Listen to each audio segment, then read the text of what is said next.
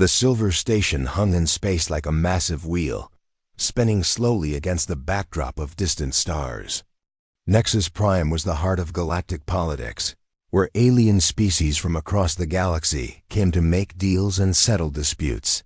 Today, it hosted representatives from 47 different worlds, all gathered in the Great Council Chamber. Admiral Marcus Cole sat at the small table marked Earth and tried not to feel out of place. Around him, beings of incredible diversity filled the vast hall. Some looked like walking trees with glowing leaves, others resembled giant insects with crystal wings, and a few appeared to be made entirely of shifting energy. After 50 years of space travel, humans were still considered newcomers to this ancient gathering. The chamber fell silent as Chancellor Vex of the Hegemony rose to speak.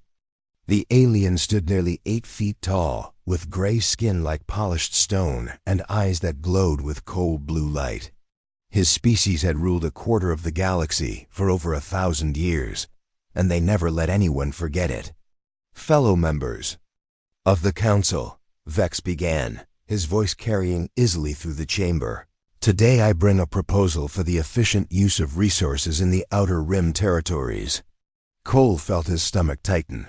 He had heard rumors about this proposal. The human homeworld, designated as Earth, sits in a system rich with minerals and energy sources, Vex continued. However, the primitive inhabitants lack the technology to properly extract these resources. The hegemony offers to take control of this system and put its wealth to better use for the good of all civilized species. A murmur ran through the chamber. Some aliens nodded in agreement, while others looked uncomfortable. The representative from the Tree People, Ambassador Root, leaned forward with concern. Chancellor Vex, Root said in a voice like wind through leaves, the humans are council members. They have rights to their own system. Vex turned his cold gaze to the tree being. Rights? They have been space-capable for barely 50 years. They still use chemical rockets for basic transportation. Their weapons are crude projectiles and simple energy beams. What rights do children have when adults need to make important decisions? Cole stood up, his chair scraping against the metal floor. With respect, Chancellor, Earth is our home. We may be new to space travel, but we are not children. Several aliens made sounds that might have been laughter. Vex looked down at Cole with something that might have been pity. Admiral Cole, your species has potential, certainly. But potential means nothing without the wisdom to use it. Earth would be much better served under proper management. We could relocate your people to suitable worlds where you could develop without the burden of planetary administration. You mean you want to kick us off our own planet? Cole said, his voice steady despite the anger building inside him. I mean we want to help the galaxy make the best use of available resources, Vex replied smoothly. The Council will vote on this proposal in 7 standard days. I trust all members will consider what is best for galactic prosperity. The session ended with formal words and diplomatic smiles, but Cole felt the weight of what had just happened. As he walked through the station's corridors toward his quarters, other representatives avoided eye contact. Some seemed embarrassed. Others appeared to think the hegemony's proposal made sense. Meanwhile, far across space, Earth continued its ancient rotation around the sun. In the deepest parts of the ocean, where sunlight had never reached, something stirred for the first time in ages. Sensors that had waited in silence for millions of years suddenly came alive, detecting signals from the distant council chamber. Dr. Elena Rivers had spent 3 years studying the deepest parts of the Mariana Trench. As head of the Deep Ocean Research Project, she led a team of 12 scientists in mapping the most unexplored places on Earth. Their research station, built on the ocean floor 7 miles below the surface, was humanity's farthest outpost into their own planet's mysteries. Elena was reviewing sonar readings when the first anomaly appeared. Tom, come look at this, she called to her partner, Dr. Tom Baker. who was monitoring water samples nearby. Tom walked over to her workstation, his heavy boots clanging on the metal floor. Through the station's thick windows, they could see only darkness beyond the artificial lights. "What am I looking at?" Tom asked, studying the sonar display. "These readings," Alina pointed to strange patterns on her screen. "The sonar is picking up something large moving down there." "Something really large? How large?" Alina checked her instruments again. "If these readings are correct, we're talking about structures the size of city blocks, and they're moving upward." Tom frowned. "That's impossible. There's nothing down here but mud and rock. We've mapped this area completely." Before Elena could respond, the entire research station shook. Emergency lights flashed red as alarms began to sound. Through the windows, they saw something that made both scientists freeze in shock. Rising from the ocean floor below them was a massive structure made of smooth, dark metal. It looked like nothing human technology had ever created. The surface was covered in strange symbols that seemed to glow with their own inner light. As they watched, more structures began emerging from the mud and rock, each one larger than anything humans had built. "Elena," Tom whispered, "those aren't natural formations." Elena was already reaching for the communication system. "Base station, this is deep ocean research. We have a code unknown situation. Repeat, code unknown." The voice of mission control came through with static. "Deep ocean research, please clarify. What is the nature of your unknown situation?" Elena looked out the window again. The massive structures were still rising, revealing designs that seemed to follow no earthly pattern. "Base station, we have discovered large artificial structures of unknown origin emerging from the ocean floor. They appear to be some kind of spacecraft." There was a long pause from mission control. "Deep ocean research, please repeat your last transmission." "I said we found spaceships, Control, really big ones. And they're waking up." Around the world, similar discoveries were happening. In the mountains of Tibet, ancient monitoring stations detected massive objects moving beneath the peaks. In the Amazon rainforest, trees began falling as something enormous pushed up from underground. Near the city of Cairo, desert sand shifted and swirled as hidden structures activated for the first time in human memory. But the largest concentration of activity was in Earth's oceans. All across the planet, from the Atlantic to the Pacific, objects that had slept on the ocean floor for countless ages were stirring to life. Each one was clearly artificial, built by technology far beyond human understanding. In government buildings across Earth, emergency meetings were called. Military commanders stared at satellite images showing massive objects emerging from places where nothing should exist. Scientists scrambled to understand readings that made no sense according to known physics. Admiral Cole, still at Nexus Prime, received an urgent message from Earth Command. As he read the report, his face grew pale. Ancient spacecraft were awakening all over Earth. Spacecraft that no human had built or even imagined possible. The message ended with a simple question that no one could answer. Who built these ships? And why are they waking up now? In space, the hegemony fleet was already beginning to move toward Earth's solar system. Captain James Ward stood on the bridge of the Earth Defense Force flagship, watching the scanner displays with growing amazement. 3 days had passed since the first ancient structures emerged from the ocean depths, and still more were rising. Every hour, the objects were clearly ships, but unlike anything in human engineering manuals. "Captain, we have 17 more contacts rising from the Pacific," reported Lieutenant Davis from the sensor station. "These ones are bigger than the others." Ward moved to the main display screen. Each new contact showed the same impossible readings, vessels made from materials that human science could barely detect, powered by energy sources that registered off the scale. The largest ship was now 15 miles long and still growing as more sections emerged from underwater. "Any response to our communication attempts?" Ward asked. Nothing yet, sir. But they're not jamming us either. It's like they're just ignoring our signals. On Earth's surface, panic was spreading through major cities. In New York, people gathered on rooftops to watch massive shapes moving beneath the harbor. The water glowed with strange blue light as ancient vessels broke through the surface, sending waves across the bay. Dr. Elena Rivers was no longer in her deep ocean station. She had been brought to the surface along with her entire team when the military realized the rising ships might damage their research base.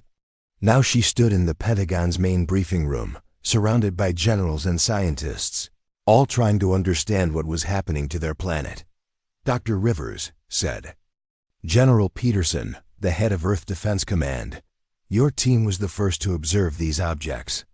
What can you tell us about their construction?" Elena looked at the holographic display showing the latest scan data. "General, these ships use materials we don't recognize and technology we can't understand.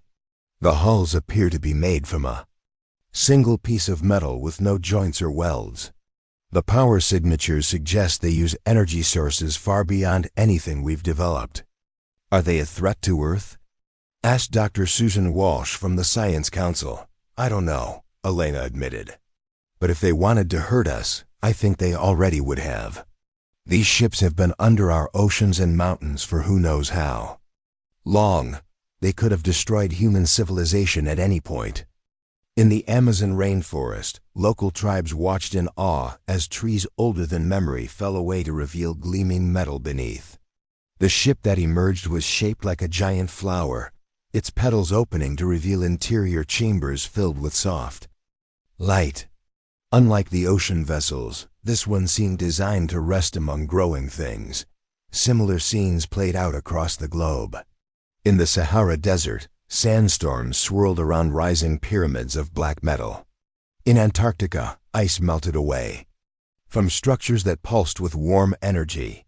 Each ship was different, as if designed for this specific environment where it had waited. Captain Ward received new orders to bring his fleet closer to the largest vessel, now fully emerged from the Pacific and floating just above the water's surface. The ancient ship was beautiful in a way that hurt to look at. Its hull curved like a living thing, covered in symbols that seemed to shift and change when viewed directly. "Sir," called Lieutenant Davis, "we're receiving a transmission." "From the ships?" "Yes, sir. It's directed specifically at our vessel." Ward felt his heart beat faster. "Put it through." The bridge speakers crackled with static, then cleared to reveal a voice speaking perfect English. But there was something strange about it. The words were human, but the tone seemed to come from somewhere vast and ancient. "Human vessel, we acknowledge your presence. We mean no harm to your species." Ward stepped forward. "This is Captain James Ward of the Earth Defense Force. Who are you? What are these ships?" "We are the guardians left behind by those who came before. We have waited long for this day to arrive." "What day?" "What are you talking about?" "The day when Earth's children would need protection from those who see only resources where life should flourish." Meanwhile, at Nexus Prime, Admiral Cole was dealing with chaos in the council chambers. News of Earth's awakening ships had spread throughout the galaxy, causing fear and confusion among the alien representatives. Species that had dismissed humanity as primitive were now demanding explanations for technology that surpassed their own. Chancellor Vex stood before the emergency assembly, his gray skin darker with anger. "The humans have been hiding these weapons from the Council. This is a clear violation of the peace treaties." "With respect," Cole replied, standing at his small table, "we didn't know these ships existed until 3 days ago." "They're not human technology. Then who built them?" demanded the insect-like representative from the crystal hives. "Where did they come from?" Cole looked around the chamber at the dozens of alien faces, all turned toward him with suspicion and fear. "We don't know, but we're trying to find out." Back on Earth, more ships continued to emerge. The ocean vessels began moving toward each other, forming a vast formation above the Pacific. The mountain ships rose from their ancient hiding places and took positions over major population centers, not as conquerors, but as protectors. Dr. Elena Rivers was studying the latest readings when she noticed something important. "General Peterson, look at this pattern." She pointed to a map showing the positions of all known ships. "They're not randomly placed. Look, every major human population center has at least one ship nearby. It's like they're positioning themselves to protect our cities." General Peterson studied the map. "Protect us from what?" Before Elena could answer, Captain Ward's voice came over the communication system. "Command, this is Ward. The ancient ships are sharing data with our computers. We're getting star charts, tactical information, and what looks like a warning." "What kind of warning?" Peterson asked. "The hegemony fleet is 3 days out from our solar system, sir. And according to these readings, they're not just bringing a few ships. They're bringing everything they have." On the bridge of his flagship, Ward watched as information flowed from the ancient ship's computers into his own systems. The data was incredible. Star maps showing the entire galaxy, weapon specifications that made human technology look like stone tools, and historical records stretching back millions of years. But most importantly, the data included detailed scans of the approaching hegemony fleet. Over 200 warships were heading toward Earth, led by Chancellor Vex himself, aboard the massive command ship Dominator. "Sir," Lieutenant Davis reported, "the ancient ship is requesting permission to upload additional data to our defense networks." Ward hesitated. Accepting alien technology into Earth's military systems could be dangerous. But the alternative was facing the hegemony fleet with nothing but human weapons. "Grant permission," he decided. "Let's see what these Guardians can teach us." As the data upload began, Ward felt the ship's systems change around him. Displays showed new information. Weapon systems he had never seen before came online, and his understanding of space combat expanded in ways he couldn't explain. All across Earth's fleet, the same process was happening. Ancient knowledge flowed into human ships, upgrading them with technology that had waited millions of years to be used. But the upgrades came with a message that made Ward's blood run cold. The Guardians had been placed on Earth by a race that no longer existed, destroyed by the same forces that now threatened humanity. The ancient ships had waited through the rise and fall of civilizations, protecting Earth from threats its inhabitants could never have imagined. Now those threats were coming again, and the Guardians were finally awake. The hegemony fleet dropped out of hyperspace at the edge of Earth's solar system like a storm of metal and death. Chancellor Vex stood on the bridge of his flagship Dominator, watching the blue-green planet grow larger on his screens. 200 of the galaxy's most powerful warships followed behind him, enough firepower to reduce entire worlds to dust. "Sir," reported Commander Pike, his second in command, "we're detecting unusual energy readings from the planet." Vex barely looked up. From his tactical display, primitive human technology, nothing that should concern us. But as the fleet moved closer to Earth, the readings became impossible to ignore. Energy signatures beyond anything in the hegemony database filled their sensors. Massive objects moved in formation around the planet, objects that dwarfed even the largest hegemony battleships. "Chancellor," Pike said, his voice tight with worry, "those aren't human ships."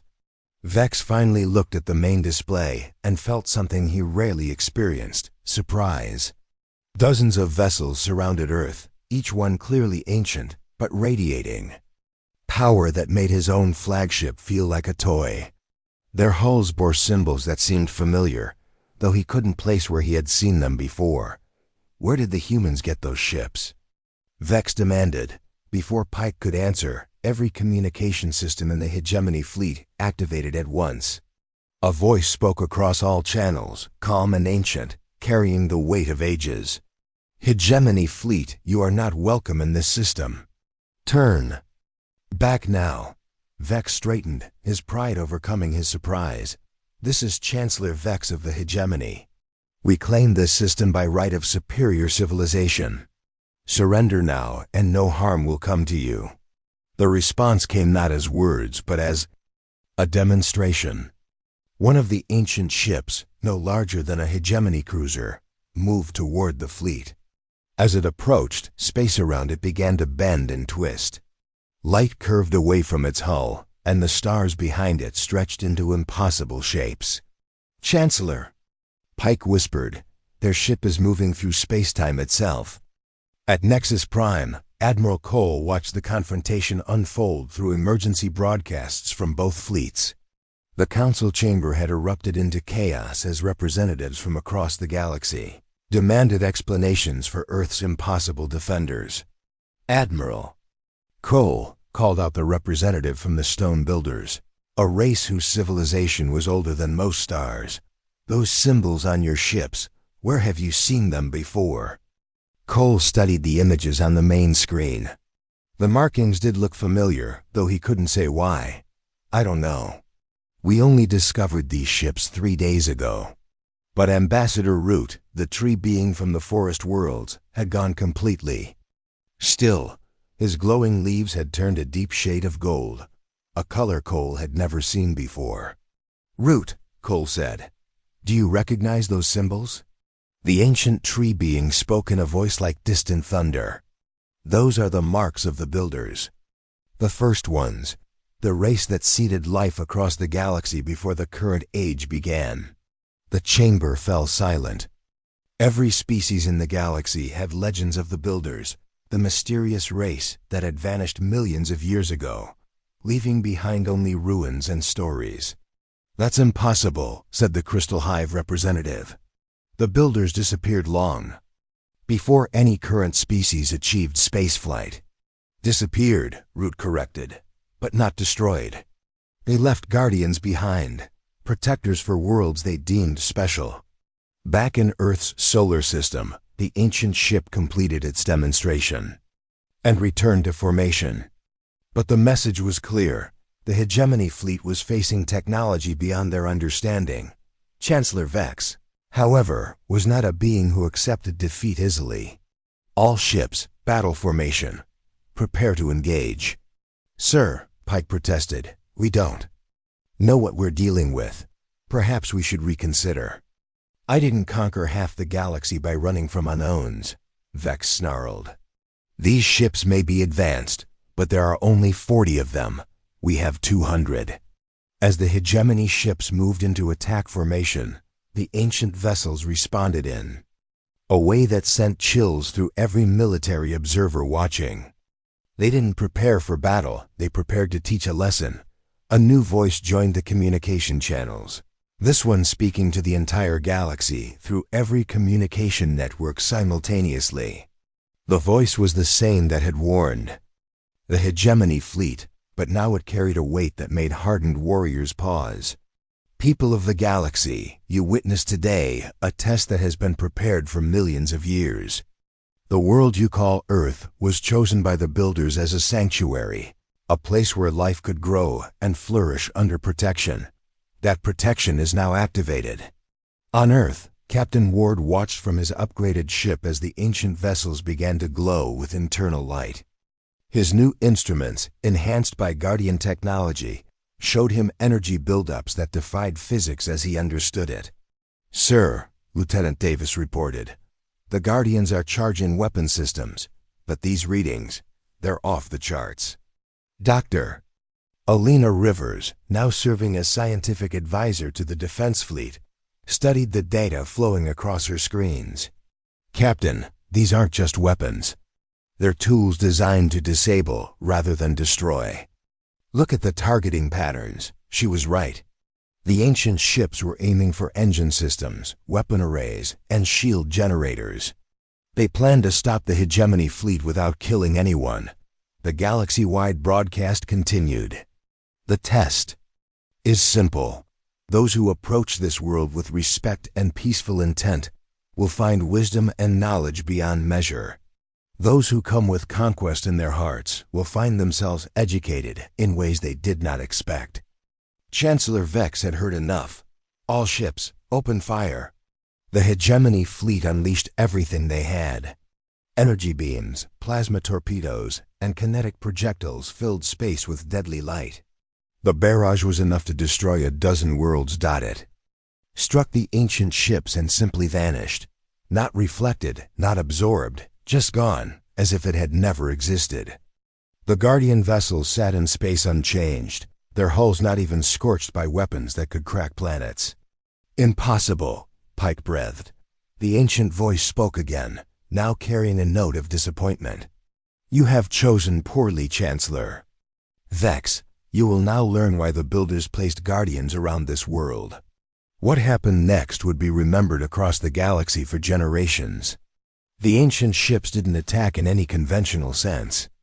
Instead, they simply moved. Space itself seemed to flow around them as they approached the hegemony fleet. They phased through shields as if they weren't there, appeared inside formation patterns without crossing the space between, and demonstrated technologies that made the greatest minds of the galaxy question everything they thought they knew about physics. At Nexus Prime, representatives from dozens of species watched in stunned silence as the most powerful military force in known space was rendered helpless in minutes. The ancient ships disabled every hegemony vessel without destroying a single one, leaving 200 warships floating dead in space. But the Guardians weren't finished with their lesson. Chancellor Vex, the ancient voice said, speaking directly to the hegemony flagship, your crew will be returned safely to your territory. But you will carry a message to all who would threaten this world. Earth is under the protection of the builders. It is a sanctuary for life, not a resource to be exploited. As rescue pods began launching from disabled hegemony ships, the galaxy began to understand that everything had changed. Earth was not just another world inhabited by a young species. It was something far more significant, a world chosen by the galaxy's first civilization as worthy of their ultimate protection. The test was complete, and the results would reshape galactic politics forever. Chancellor Vex floated in the emergency command pod, watching his mighty fleet drift helplessly around him. 200 warships that had conquered star systems now hung in space like broken toys. The ancient Guardians had disabled every ship, without firing a single destructive shot. But Vex was not finished. His pride burned hotter than the stars themselves. All rescue pods form up on my position, he commanded through the emergency channels. Prepare for secondary assault. Commander. Pike's voice came from a nearby pod, filled with disbelief. Sir, our entire fleet is disabled. What secondary assault? The backup fleet, Vex said coldly. Signal the reserve forces at Kepler Station. Tell them to bring everything we have. Pike was silent for a moment. Chancellor, that's 800 ships. You're talking about bringing our entire military force to one system. Then that's what we'll do. I will not be humiliated by primitive humans and their mysterious protectors. 3 hours later, the largest fleet in galactic history dropped out of hyperspace. 800 hegemony warships, including massive dreadnoughts that served as mobile battle stations. The sight was terrifying. Enough firepower to reduce entire solar systems to cosmic dust. Captain Ward stood on his bridge, watching the enemy fleet through sensors that still felt alien to him. The Guardian technology had changed everything about his ship, but he still felt small next to what was coming. Sir, Lieutenant Davis reported, the ancient ships are moving into new formations. On the tactical display, Ward watched 40 Guardian vessels position themselves between Earth and the incoming threat. Against 800 enemy ships, the odds seemed impossible, even with their advanced technology. The ancient voice spoke again, this time directly to the human fleet. Captain Ward, your people will witness something that has not been seen for millions of years. We will show you why the builders chose this world for protection. Dr. Elena Rivers, monitoring from the science station, noticed something strange. In her readings, "Captain, the Guardian ships are connecting to each other somehow. Their energy signatures are linking up." As she spoke, lines of pure light began forming between the ancient vessels. What had been 40 separate ships was becoming something else, a network of incredible power that hummed with energies beyond human understanding. On the Hegemony command ship, Chancellor Vex prepared for what he believed would be his greatest victory. "All ships, maximum firepower. I want that planet turned to dust." But before the order could be carried out, space around the Hegemony fleet began to change. Reality itself seemed to bend and twist as the Guardian network activated powers that had waited eons to be used. The ancient ships didn't move like normal vessels. They flowed through space like liquid starlight, their hulls shifting between solid matter and pure energy. What followed wasn't a battle in any conventional sense. It was an education in the true nature of cosmic power. The first wave of Hegemony ships opened fire with everything they had. Thousands of energy beams and plasma torpedoes filled space with deadly light. The barrage was enough to destroy entire worlds. But when it reached the Guardian ships, something incredible happened. The attacks didn't just disappear, they were transformed. Energy beams became harmless light shows that painted the darkness with beautiful colors. Plasma torpedoes turned into balls of gentle warmth that drifted harmlessly through space. The Guardians weren't just deflecting the attacks, they were changing the very nature of the weapons themselves.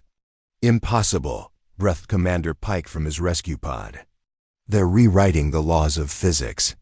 But the Guardians were just beginning their demonstration. As the Hegemony fleet continued its futile attack, the ancient ships began to show what true mastery of space and time looked like. One Guardian vessel simply appeared inside the enemy formation, having crossed the distance, without traveling through the space between. Another stretched itself across multiple dimensions, become invisible in several places at once. A third began to pull energy directly from nearby stars, using stellar fire as a power source. Captain Ward watched in amazement as his tactical displays tried to track movements that defied all logic. How are they doing this? Dr. Elena Rivers studied the readings, her scientific mind struggling to process what she was seeing. "Captain, I think they're not just using technology. They're manipulating the basic forces that hold reality together." The ancient voice spoke again, this time carrying visions that filled the minds of every human in the fleet. They saw the truth of Earth's history, images of the planet millions of years ago, when beings of incredible wisdom walked its surface. The builders had been explorers of both space and consciousness, races that had learned to blend technology with understanding of the universe's deepest mysteries. They had seeded countless worlds with life, but Earth had been special, chosen as a final refuge where their greatest achievements could be preserved. "Your world was selected not for its resources," the voice explained, "but for its potential." The builders saw in early humanity the spark of something rare, the ability to grow beyond conquest toward wisdom. As the visions continued, the Guardian ships began their real work. They moved through the Hegemony fleet like surgeons, their tools operating on a level that transcended normal space. Ships found their weapon systems simply ceasing to function. Energy cores shut down safely without explosion. Life support systems were enhanced to keep crews comfortable, even as their vessels became powerless. But most remarkably, the Guardians began to affect the minds of the Hegemony crews themselves. Not through force or control, but through shared understanding. Soldiers who had lived their entire lives believing in conquest, through strength, suddenly experienced memories that weren't their own, visions of civilizations that had found peace. Through cooperation. Chancellor Vex, watching from his command pod, felt his own mind touched by something vast and ancient. For a moment, he saw the galaxy as the builders had seen it, not as territory to be conquered, but as a garden to be tended. The vision was so powerful that he cried out, his hands clutching his head. "No," he shouted. I will not be broken by alien mind tricks. But the Guardian ships were not trying to break him. They were trying to teach him. Around the hegemony fleet, space itself became a classroom, where the lessons were written in light and energy. The ancient vessels demonstrated matter manipulation by turning asteroid debris into beautiful crystalline sculptures.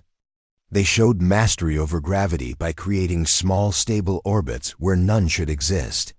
They revealed their understanding of time by briefly showing what the galaxy had looked like millions of years ago. Dr. Elena Rivers watched the displays with tears in her eyes. Captain, we're witnessing the work of a civilization that had solved every mystery we're still struggling with. They understood everything: physics, consciousness, the nature of existence itself. As the demonstration continued, something unexpected happened. Ships throughout the hegemony fleet began powering down of their own accord. Not because they were forced to, but because their crews were making the choice to stop fighting. The shared visions had shown them something they had never imagined, a way of existing that didn't require endless conquest and domination. For the first time in their species' history, hegemony soldiers were questioning whether their path was the right one. The battle that had begun with 800 ships attacking Earth was ending with 800 crews experiencing an awakening of consciousness that would change them forever. The Guardian ships had won not through superior firepower, but through superior understanding of what victory truly meant. The hegemony fleet hung motionless in space, but something had changed. Where once there had been vessels filled with warriors hungry for conquest, now there were ships carrying crews who looked at the stars with new understanding. The Guardian demonstration had done more than disable their weapons. It had opened their minds to possibilities they had never imagined. Chancellor Vex sat in his command pod, staring at his hands as if seeing them for the first time. The visions the Guardians had shared were still fresh in his memory, images of civilizations that had chosen cooperation over conquest, species that had found strength in protecting the weak rather than destroying them. "Commander Pike," he said, quietly into his communicator. "Yes, Chancellor. Send a message to all our ships. Tell them to stand down completely. No defensive positions, no weapon charging. We surrender." There was silence from Pike's pod before he replied. "Sir, are you certain? The Council will see this as weakness." Vex looked out at the ancient ships surrounding his fleet, their hulls still glowing with the power of ages. "Pike, I've seen what real strength looks like. What we called power was just the fear of a child with dangerous toys." On Earth, Captain Ward received the surrender message with amazement. In his entire military career, he had never seen an enemy force give up without being completely destroyed first. But the Guardian ships had accomplished something far more remarkable than victory. They had changed the hearts of their enemies. "Sir," Lieutenant Davis reported, "we're receiving a transmission from the Guardian network. They want to speak with Earth's leadership." The ancient voice filled the bridge, but now it carried a warmth that hadn't been there during the battle. "Captain Ward, the test is complete. Your species has proven worthy of the truth we have guarded for so long." Dr. Elena Rivers leaned forward in her chair. "What truth?" "Dr. Rivers, your planet contains more than just Guardians. Beneath your continents and oceans lie the greatest treasures the builders left behind. Libraries of knowledge that span millions of years. Technology that could transform your entire civilization, and wisdom that could guide your species for eons to come." At Nexus Prime, Admiral Cole watched as the galaxy's political structure began to collapse and rebuild itself in real time. Representatives from dozens of species were demanding to know more about Earth and its Guardians. Some wanted to form alliances, others begged for protection, and a few asked to be taught the ways of the builders. Ambassador Root, the ancient tree being, spoke with leaves that now glowed gold with excitement. "Admiral Cole, your species has inherited something that the galaxy lost long ago, the chance to walk the path of the builders themselves. What does that mean?" Cole asked. It means Earth will become what it was always meant to be, a center of learning and growth, a place where species come not to conquer, but to become better than they were. Back on Earth, the Guardian ships were beginning to reveal the secrets they had protected for millions of years. In the Pacific Ocean, the largest vessel opened sections of its hull to show vast chambers filled with crystalline structures that hummed with stored knowledge. Each crystal contained the memories and discoveries of civilizations that had existed before the current Galactic Age. Dr. Elena Rivers was among the first humans to enter these chambers. As she walked through halls that stretched beyond sight, her scientific instruments detected technology that operated on principles human science hadn't even theorized. The crystals responded to her presence, projecting holographic displays that showed the history of the galaxy in ways no textbook could match. "Captain Ward," she radioed back to the surface, "I'm looking at the complete genetic history of every species the Builders encountered. They didn't just explore the galaxy, they helped guide the evolution of life itself. But the most remarkable discovery was yet to come. Deep beneath the continents, massive facilities were rising from underground, chambers where they had waited in silence. These weren't just libraries or museums. They were active research centers, manufacturing plants, and schools designed to continue the Builders' work. The facility beneath Mount Everest contained laboratories where matter could be transformed. At the atomic level, the complex under the Amazon rainforest held gardens where plant species from across the galaxy grew together in impossible harmony. Beneath the Sahara Desert, machines waited that could terraform entire worlds or heal damaged ecosystems with precision beyond imagination. As news of these discoveries spread, something unprecedented happened in galactic politics. Species that had been enemies for centuries began working together, united by the desire to learn from Earth's guardians.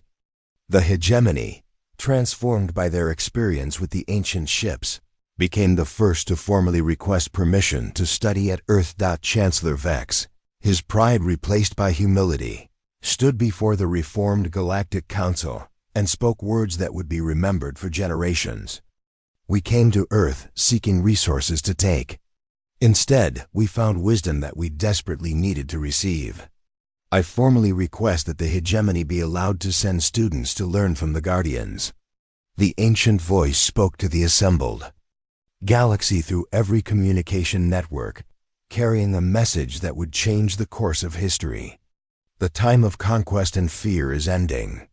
The Builders always intended for their knowledge to be shared, but only with those ready to use it wisely. Earth's children have proven themselves worthy guardians of this legacy." Captain Ward found himself appointed as Earth's first Guardian Commander, responsible for coordinating between human authorities and the ancient AI systems.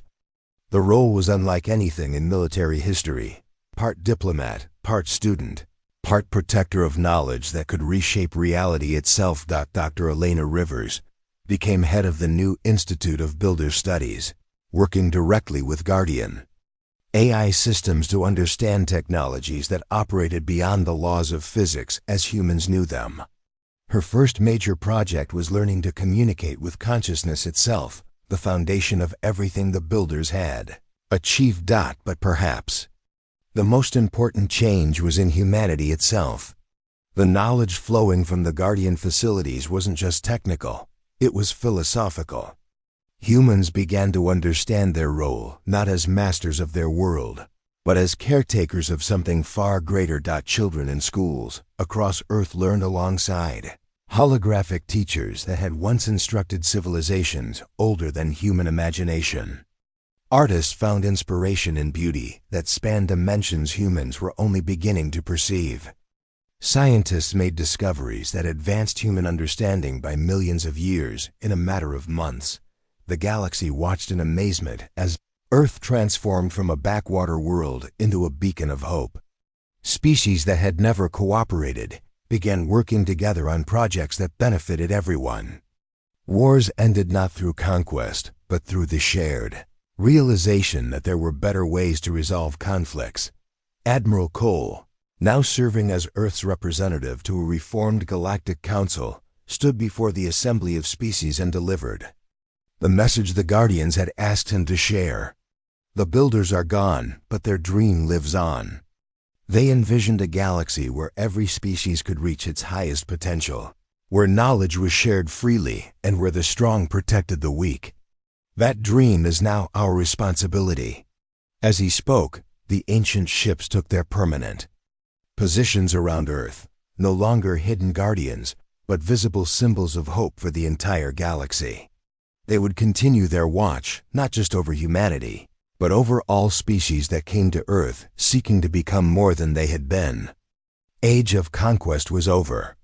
The age of enlightenment had begun.